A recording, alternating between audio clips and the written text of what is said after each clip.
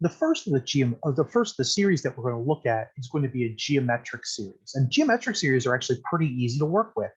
A little bit of algebra, not too much difficulty, but essentially a geometric series is any series that has this form of the infinite series. So n equals 0 to infinity, a times r to the nth power. Okay.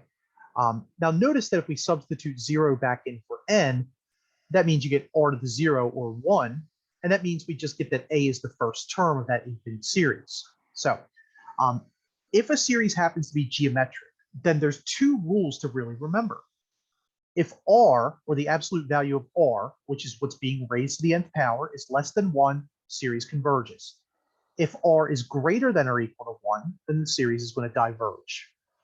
Now, if it converges, then what you want to do is to be able to find the sum of the series. All right. And by the way, this is very rare that we're able to find the sum of any sort of series. So geometric series are indeed not only easy to work with, but they're very special. The sum is going to be a over 1 minus r, where a is the first term of the series.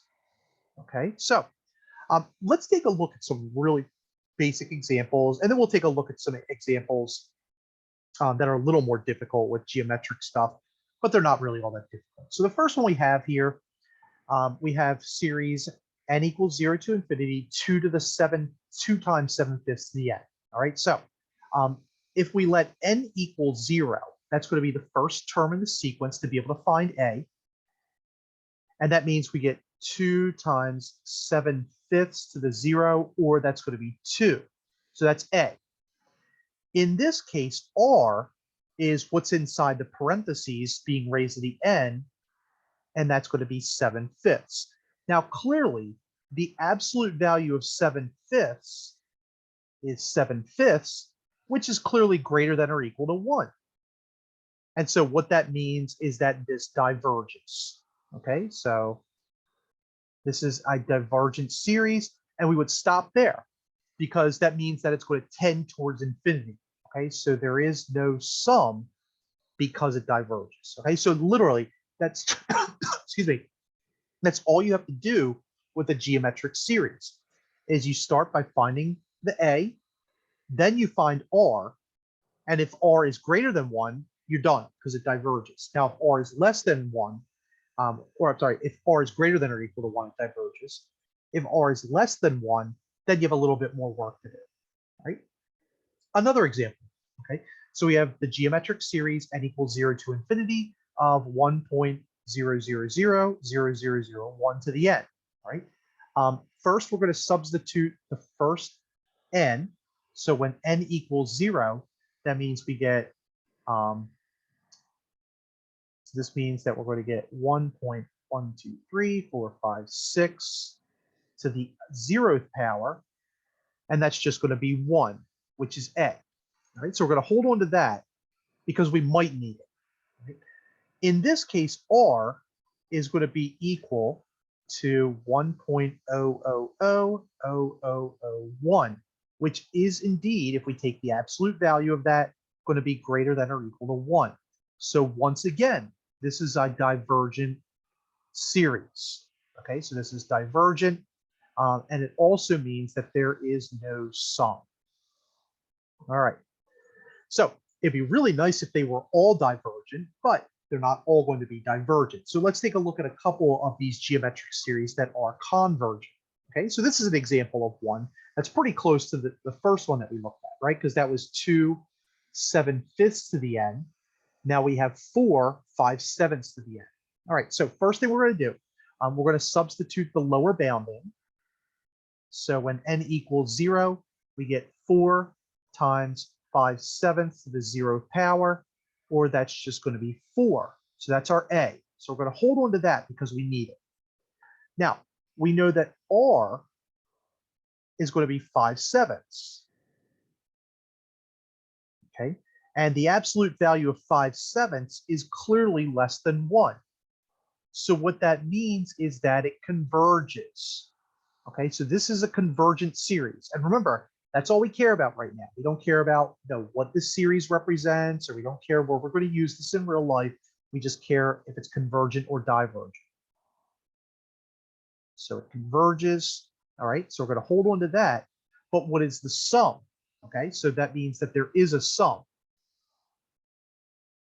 Okay, well, the sum is going to be equal to a over 1 minus r, which in this case is 4 divided by 1 minus 5/7, right? So remember, a was 4 and r was 5/7. And then we just took the absolute value to determine convergence or divergence, which is really the same as 4 over 2/7, right? Or 28 over 2 or 14. All right, now here's a way that you can check to see if your sum makes any sense whatsoever. You can use Excel to be able to add up maybe the first 100 or 50 terms or something like that in your infinite series, and then see if it kind of looks like it's going toward 14, similar to what we did with the A, or I'm sorry, what we did with the E. All right, so I'm going to go back here. I'm going to erase all this stuff because I don't need it anymore. Right? And let's just go 0, 1, 2, 3. And I'm going to drag this down. Usually Excel's smart enough to know that. So I'm just going to do the first 50 terms. All right. And remember what our sequence was. Okay. Our sequence was this 4 times 5/7 to the n. But instead of n, I'm going to replace that with a1. So this is going to be equal to 4 times the quantity of 5 over 7 raised to the a1 power. All right, and again, remember, there's an equal sign at the beginning of this, okay? So don't forget your equals, otherwise it won't work. All right, and that's just going to be our first term. I'm just going to drag this down, okay? This is going to give us all of the values. All right, I want to get rid of these. I don't care about them. And then finally, what I'm going to do is I'm just going to add up these numbers by saying equal sum and just highlighting all these numbers. All right, and if we look at this, we get 13.9999951. Okay, that's pretty close to 14. And of course, if I use more than 50 terms, I get closer and closer to 14. So that's a way to check to see if your sum is correct. All right, it won't always give you the precise sum though. The only way you get the precise sum most times is just to use the analytic method. All right, so one more example, okay, before we quit this video. We have another sort of geometric series. So we have n equals 1 to infinity, negative 1/5 to the n. So let's start by plugging in 1. That's our lower bound, right? And that's going to be our a value. So that's going to be minus 1/5 to the first power, which is minus 1/5. All right, so that's going to be a. So hold on to that because we need that to find the sum. Now r is going to be equal to negative 1/5 as well, right? But if we take the absolute value of that, that's clearly going to be less than 1, which means that it converges. Right? So we do have a convergent series, which means that we have to find the sum. So the sum, again, a over 1 minus r.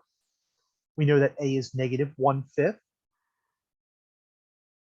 And then we know that r is also negative 1/5. Okay, so this just turns into negative 1/5 divided by 6/5, or that just turns into negative 1/6. Right? Now, does that make any sense? And we know that negative 1/6 is going to be negative 0.1666667, etc. All right. So let's see again if our answer makes any sense whatsoever. All right. So I'm going to go back to Excel. All right. Let me delete all this nonsense because we don't need that. That was from a previous problem. And I'm going to say that this is going to be equal to negative 1 divided by 5 raised to the a1 power. All right. Now remember, we start at 1. All right. So I'm just not even going to use that term for anything. Okay. So remember, our series starts at 1, not 0. All right. So if I included 1 in that or 0 in there, I'd get the wrong answer. All right. So this is going to be equal to minus 1 over 5 All right, and now notice that we're starting in cell A2. All right, so I'm just going to say A2 instead of A1. All right, and then I'm going to drag this down, all right, to the 50th term. All right, and then I'm going to say equal sum of all this stuff. And let's hope we get a negative 1/6 out of this. All right, and we get negative 0.1666667. All right, which is pretty close to what we got. I might have an extra 6 somewhere in there along the line. But again, this is a way for you to check your answers with respect to infinite series. All right. It doesn't always give you the best way of doing it. You might have to use more than 50 terms, but it's not a bad way for you to check.